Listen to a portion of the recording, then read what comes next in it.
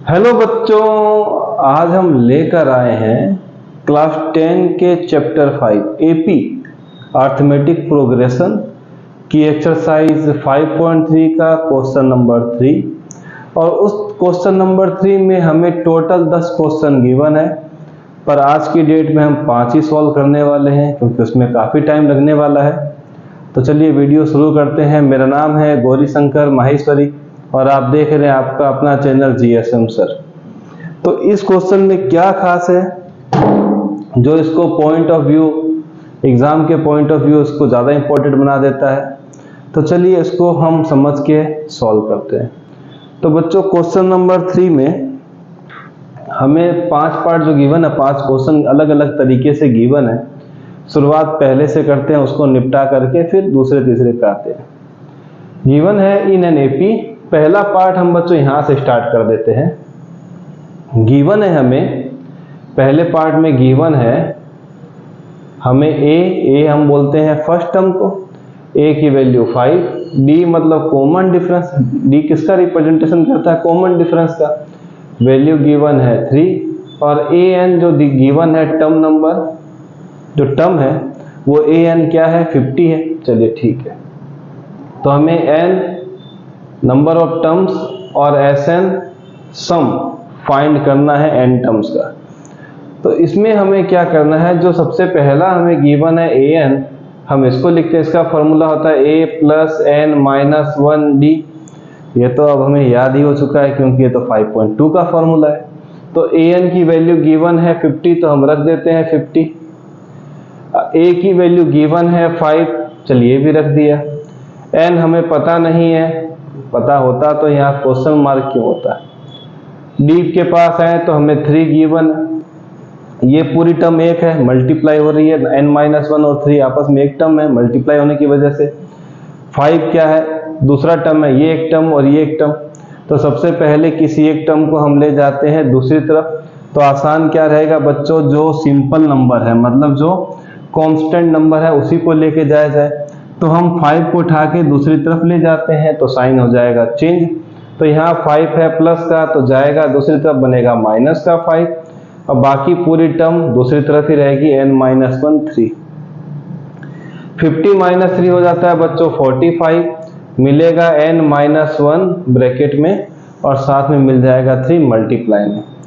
अब हम क्या करेंगे, 3 को ट्रांसफर करेंगे तो हो जाएगा डिवाइड, क्योंकि ये दोनों टर्म आपस में कैसी है, मल्टीप्लाई में। दूसरी तरफ भेजेंगे तो क्या आएगा, divide. 45 divided by 3 is equal to n-1। चलिए ठीक है, तो 45 को अगर 3 से डिवाइड करते हैं तो मिलता है 15, किसके बराबर, n-1 के। पर हमें तो सिर्फ और सिर्फ n की वैल्यू चाहिए, n-1 की तो वैल्यू चाहिए नहीं। तो -1 को ट्रांसफर करते हैं तो 15 प्लस का 1, -1 ट्रांसफर होगा तो प्लस, किसके इक्वल आएगा, n के। 16 इज इक्वल टू n, तो n की वैल्यू आ गई बच्चों 16। ये आ गया पहले क्वेश्चन का पहला अननोन, उसका सॉल्यूशन जिसकी वैल्यू आई है 16। अब हमें बच्चों किस पे जाना है, Sn निकालना है। तो Sn हम लिखते हैं, क्या होता है बच्चों, formula n/2, 2a plus n-1 d। ठीक है, बस Sn, n की वैल्यू हम कितनी निकाल चुके हैं 16। अगर हमें Sn ही निकालना होता तो सीधा फॉर्मूला लिख के निपटा दिया जाता, पर ऐसा नहीं है। Sn से पहले हमने n को फाइंड किया है, तो इस n को इस पर्टिकुलर टर्म में पुट करके पूरा कंप्लीट सॉल्यूशन आपको निकालना पड़ेगा।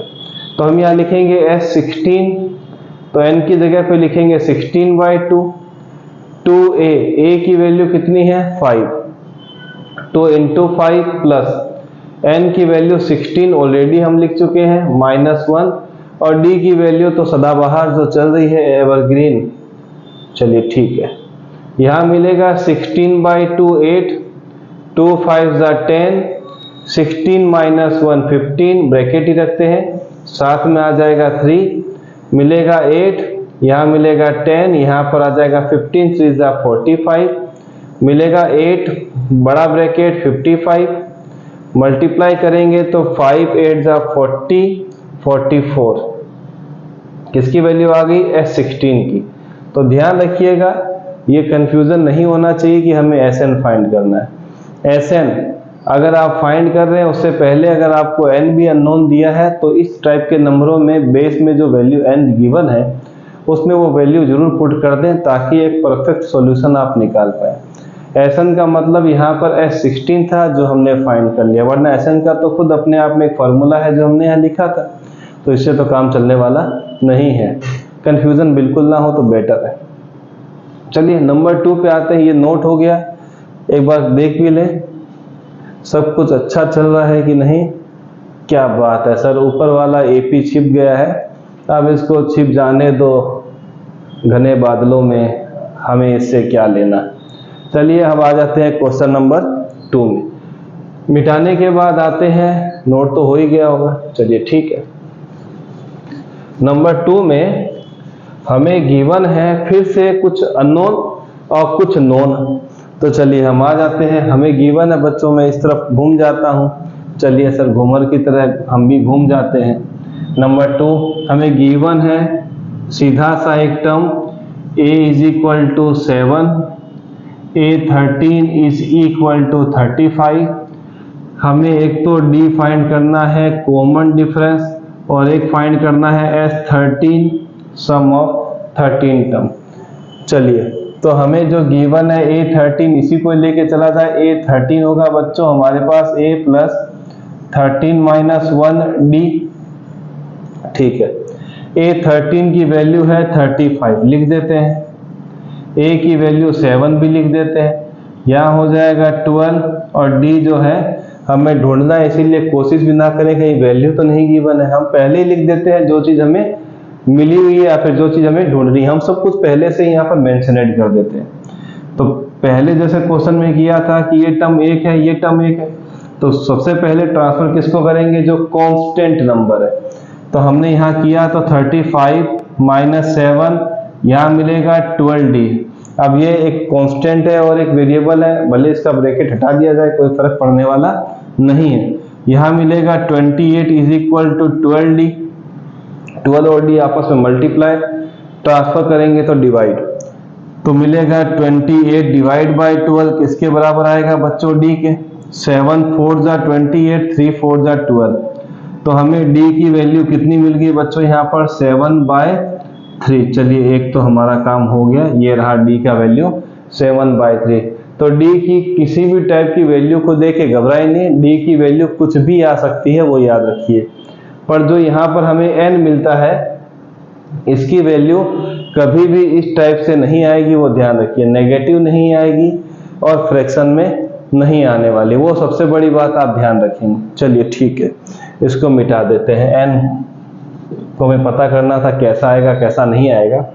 फिर आ गया बच्चों हमारे पास S13, ये लीजिए S13 क्या होगा हमारे पास, n/2 2a + n-1 और d। तो यहाँ पर हमने S13 लिखा है तो इस n की जगह पे मैं क्या लिख दूंगा 13, इस n की जगह पे क्या लिख दूंगा बच्चों 13। ठीक है, जो जो वैल्यू है रखना पड़ेगा क्योंकि n की वैल्यू अगर हमने मेंशन की है तो जहाँ भी n की वैल्यू हम मेंशन करनी जरूरी हो जाती है। S13 हमें फाइंड करना है तो मिलेगा 13/2 2a, 2 × a की वैल्यू कितनी है 7 है, प्लस 13 - 1 होता है 12 और d की वैल्यू हम निकाल चुके हैं जिसको मल्टीप्लाई फॉर्म में हम यहाँ पर लिख देते हैं।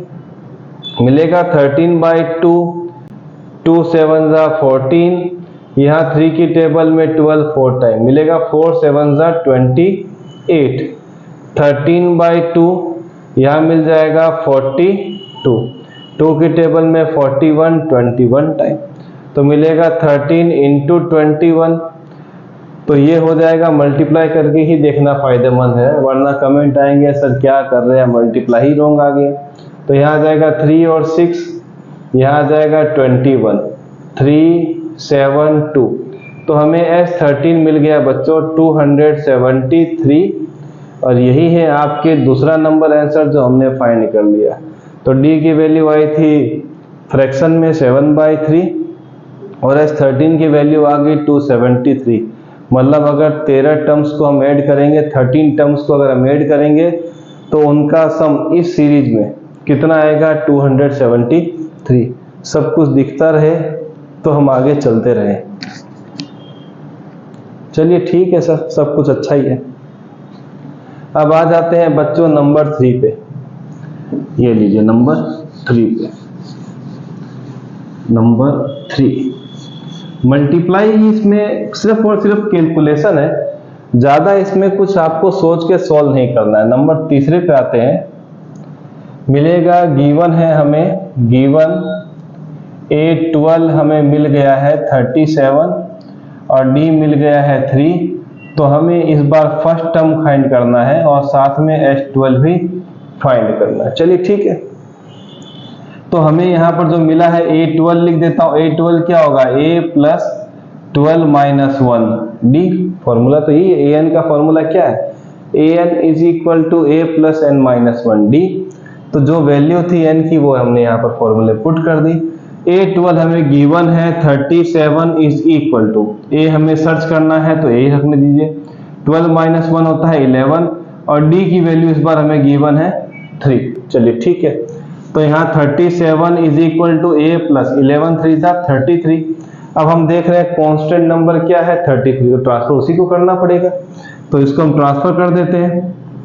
37 माइनस 33 किसके बराबर, A के, तो 4 किसके बराबर आ जाएगा, A। हमें तो पता -37 माइनस 33 4 होता है, ये तो पता है। तो A की वैल्यू हमारे पास आ गई यहाँ पर 4। और अब हमें निकालना है H12, फिर से वही कंडीशन H12, तो हम क्या लिखते हैं n/2 मतलब 12/2 2A प्लस 12 माइनस 1 और साथ में क्या आ जाएगा D। ठीक है, वैल्यू पुट कर देते हैं, यहाँ 6 आ जाएगा।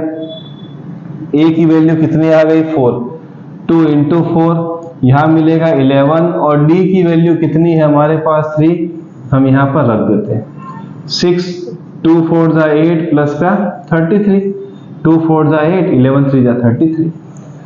फिर आ जाएगा 6, यहाँ पर मिलेगा 33 प्लस 8 41। तो H12 6 1 जा 6 और 6 4 जा 24, मतलब 246 आंसर आ गया है किसका, H12 का। मतलब अगर इस सीरीज के 12 टर्म्स को 12 टर्म्स जो भी है अगर उसको हम प्लस करेंगे तो हमें कितना मिलने वाला है 246। फर्स्ट टर्म कितना आ गया 4। तो ये क्वेश्चन नंबर 3 भी क्लियर होगा। चलिए इसको नोट कर लीजिए और हम आ जाते हैं 4th एंड 5th पे। चलिए इसको फटाफट नोट कर लीजिए। चलिए हो गया होगा, तो अब आ जाते हैं घूमते घूमते क्वेश्चन नंबर 4 पे। क्वेश्चन नंबर 4, क्वेश्चन नंबर 4 हमें क्या बोलता है, देखिए इधर गिवन है हमें A3 is equal to 15, H10 125। तो हमें इस बार D फाइंड करना है, साथ में A10 की वैल्यू भी फाइंड करनी है कि 10वां नंबर टर्म कौन सा होगा। ठीक है, तो हमारे पास तो कॉन्सेप्ट वही है जो पुराना वाला। तो हम लिखेंगे A3 की वैल्यू कितनी होती है 15, या क्वेश्चन में गिवन होती नहीं है, गिवन है। पर A3 को हम लिखते कैसे हैं, A3 is equal to A plus 3 minus 1 D n minus 1 D। A3 की वैल्यू कितनी है 15, ये लीजिए, यहाँ क्या आ जाएगा A प्लस का 2D। तो हमने A3 की वैल्यू यहाँ पर निकाल ली। ठीक है, अब हमारे पास दूसरा ऑप्शन बचता ही नहीं है H10 के अलावा। मैं एक बार इसको यहीं पर रोक रहा हूँ, हम आने वाले समय में देखेंगे कि हमें इसका इस्तेमाल इस वाले इक्वेशन में कैसे करना है। तो एक बार यहाँ स्किप किया हुआ है, आप पहले वीडियो को अच्छी तरीके से इसको देख लीजिए, क्वेश्चन को अच्छी तरीके से समझिए कि इसके नीचे या इसको क्या नंबर हमें देना है। हम आगे बच्चों H10 पे, H10 कितना दिया 125, जबकि H10 होता कितना है 10/2। ठीक है, यहाँ पर आ गया 2A प्लस का 10 माइनस 1 और D।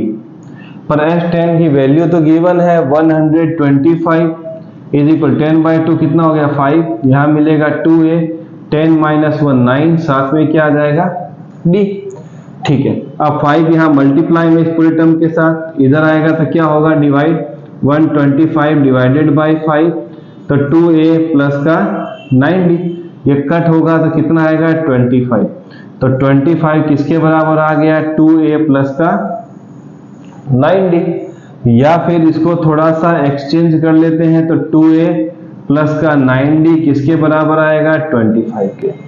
अब हम क्या करेंगे, इस वाले पार्ट पे जाएंगे और हम क्या करेंगे, a की वैल्यू चुपके से निकाल के चुपके से यहां रख देंगे। तो क्या करना पड़ेगा, और 15 माइनस का 2d। अब देखिए प्लस का 2d था, वो हम इधर ले गए तो क्या मिलेगा, माइनस का 2d किसके बराबर आएगा, a के। या फिर a की वैल्यू क्या आ गई, 15 माइनस का 2d, इसको हम दे देते हैं नंबर 1। ये क्यों किया गया, क्योंकि हमारे पास दो वेरिएबल आ गए हैं और दोनों को अगर हम सॉल्व करने जाएंगे तो दो इक्वेशन चाहिए।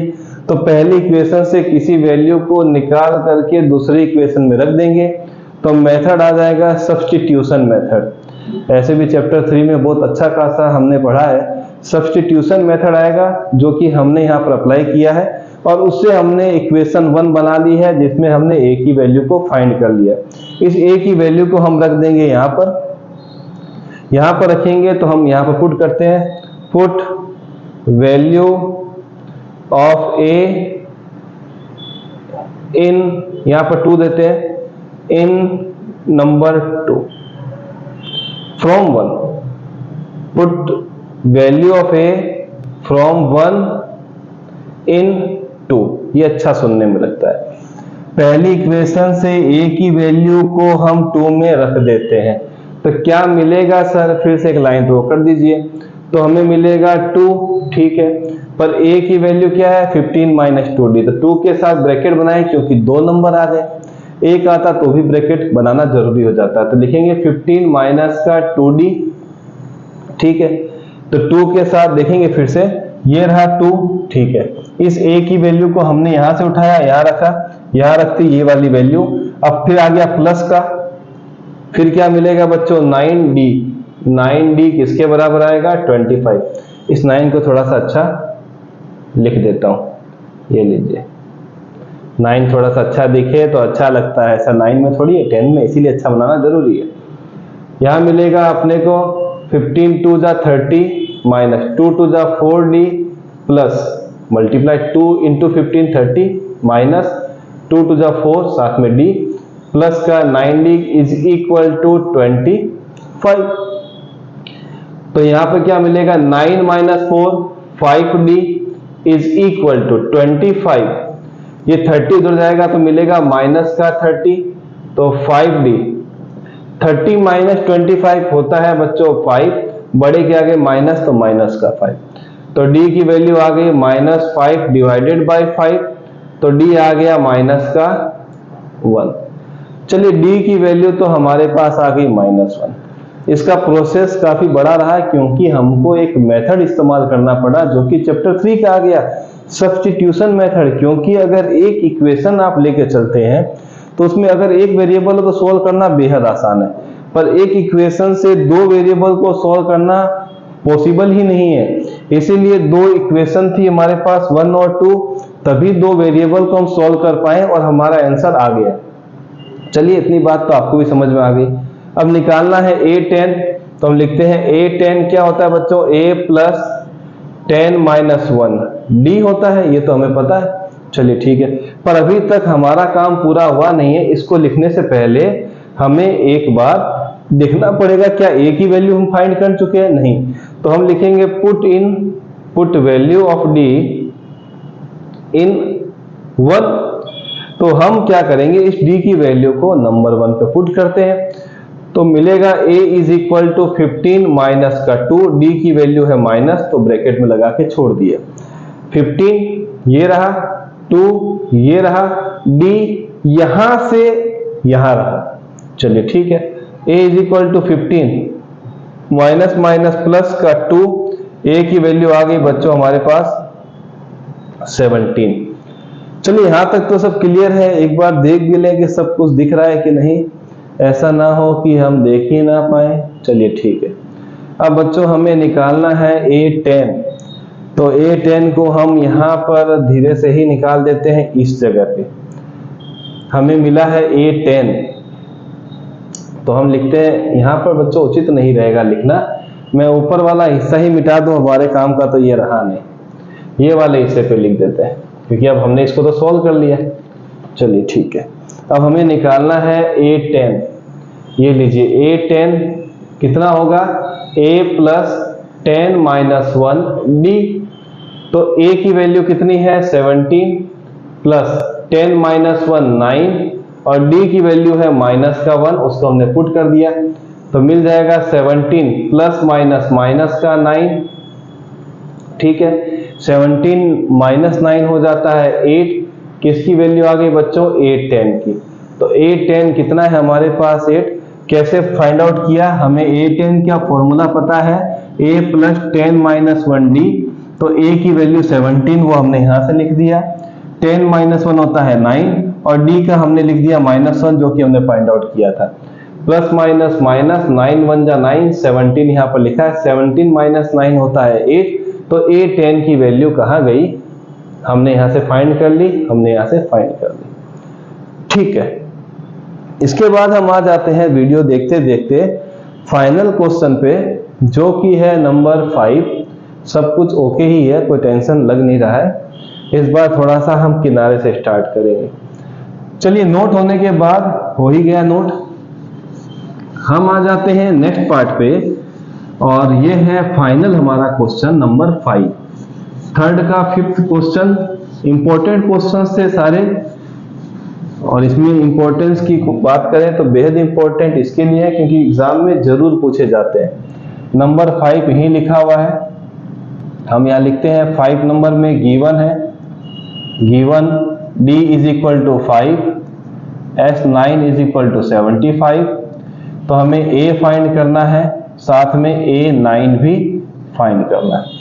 तो क्या होगा इस क्वेश्चन में, तो हम सबसे पहले d का तो कुछ कर नहीं सकते, तो शुरुआत करते हैं s9 से, क्या मिलेगा हमें। तो s9 हमें गिवन है 75, पर रियली में s9 होता क्या है, 9/2 2a plus 9 minus 1 d। Formula तो पता है, यहां लिख देता हूं sn is equal to n/2 2a plus n minus 1 और d। ये फॉर्मूला है जो हमें याद है और याद रखना भी पड़ेगा। और an का होता है बच्चों a plus n minus 1 d, ये लीजिए। और sn का एक फॉर्मूला और भी है जो आपको पता होगा, अगर लास्ट टर्म गिवन हो तो हम लगाते हैं n/2 ब्रैकेट में a प्लस का l। तो ये फॉर्मूला भी इसी से आया हुआ रहता है, इसीलिए बेसिक फॉर्मूला जो है वो ये ऊपर वाला है और एक ये वाला है। 5.2 में वैलिड फॉर्मूला, वैलिड बोले तो यही लगता है, मैक्स यही लगेगा, पर जब 5.3 में आते हैं तो कहीं कहीं ये वाला फॉर्मूला भी यहाँ अप्लाई होता है, पर 5.3 के लिए ये फॉर्मूला बेसिक फॉर्मूला है। चलिए ठीक है, ये कंपलसरी फॉर्मूले में आ जाता है 5.3 में और ये 5.2 में कंपलसरी फॉर्मूले के अंदर आ जाता है। तो हमने यहाँ पर इसको अप्लाई किया और s9 की वैल्यू आ गई 75 is equal to 9/2 2a 9 minus 1 8d। ठीक है, अब हमें क्या करना है, इस 2 को यहाँ से मल्टीप्लाई, पहले a की वैल्यू रख दी जाए, नहीं है d की वैल्यू तो d की वैल्यू तो रखा जा सकता है। 75 इंटू 2, 9 के साथ 2a 8d, 8 इंटू 5 कर देते हैं। चलिए ठीक है, यहाँ लाइन खींच देते हैं। 75 2 जा 150 इज इक्वल टू 9।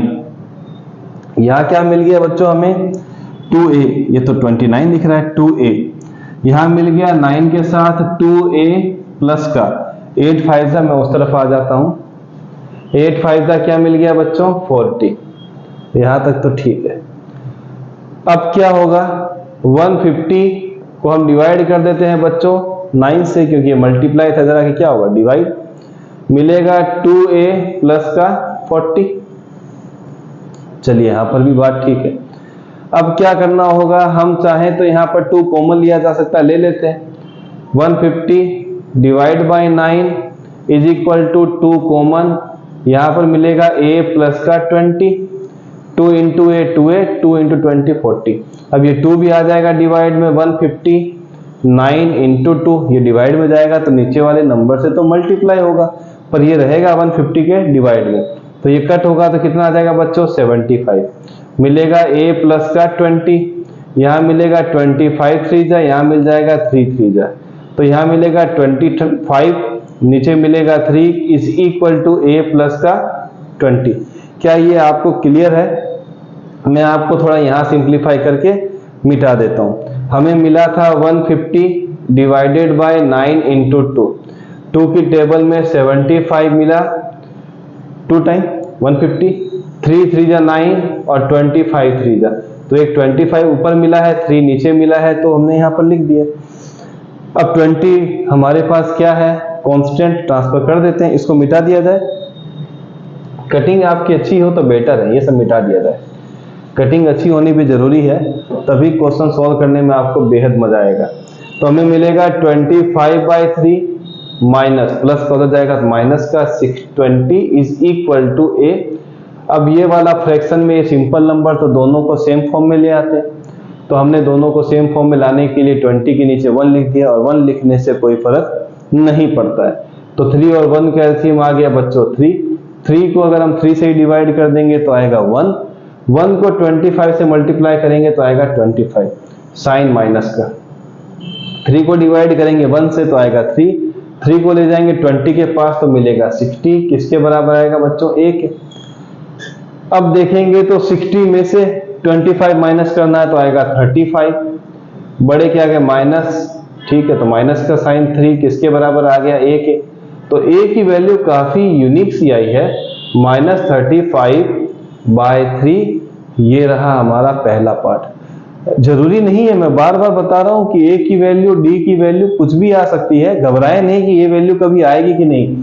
a की वैल्यू कुछ भी आ सकती है, d की वैल्यू कुछ भी आ सकती है, पर n जो है वो आपके पास नंबर सीक्वेंस पर आएगा, होल नंबर आएगा, वो आप याद रखिएगा। ऐसा नहीं कि आप n को भी इसी फॉर्म में ले आए, गलत हो जाएगा। n को आपको होल नंबर में ही लाना पड़ेगा। और ध्यान रखिए बाकी a और d जो है वो आपके किसी भी फॉर्म में आ सकते हैं, वो याद रखिए। नेगेटिव, फ्रैक्शन, जो चाहिए, पॉइंटों में कुछ भी आ सकते हैं। चलिए अब हमें लाना है a9। क्या होता है बच्चों a9, a plus 9 minus 1d, ठीक है। a की वैल्यू कितनी है, -35/3 प्लस यहाँ पर 9 माइनस 1 क्या हो गया 8, d की वैल्यू कितनी है 5 है, लिख देते हैं। माइनस का ये कैसा बन गया, माइनस का 35/3 प्लस 8 5 जा 40, इसको भी सेम सीक्वेंस में जैसे कि हमने ऊपर किया। तो हम यहाँ पर 1 और 3 का एलसीएम लेंगे तो कितना आएगा बच्चों, 3 आएगा। 1 और 3 का एलसीएम 3 को जब 3 से डिवाइड करेंगे तो 1 इंटू -35 -35, 3 को जब 1 से डिवाइड करेंगे तो आएगा 3 इंटू 40 120। तो यहाँ पर हमें a9 मिलेगा, 120 माइनस 35 करेंगे तो 85 डिवाइडेड बाय कितना आ जाएगा 3। चलिए ठीक है, 85 90 100 सही है बच्चों, 15 ठीक है, बिल्कुल सही है। 15 जोड़ेंगे तो आएगा 100, फिर 20 आगे। तो ये आ गया a9 की वैल्यू हम ऊपर लिख देते हैं जो है 85/3। तो काफी शानदार आंसर आए हैं जो सोचने से भी परे थे। तो ये थे बहुत ही खास क्वेश्चन जो हमने सिर्फ और सिर्फ अभी तक आधे किए हैं, 5 ही क्वेश्चन किए हैं। मिलेंगे इसके अगले पार्ट के साथ, तब तक ऐसे क्वेश्चन जो हमने किए प्रैक्टिस करते रहिए।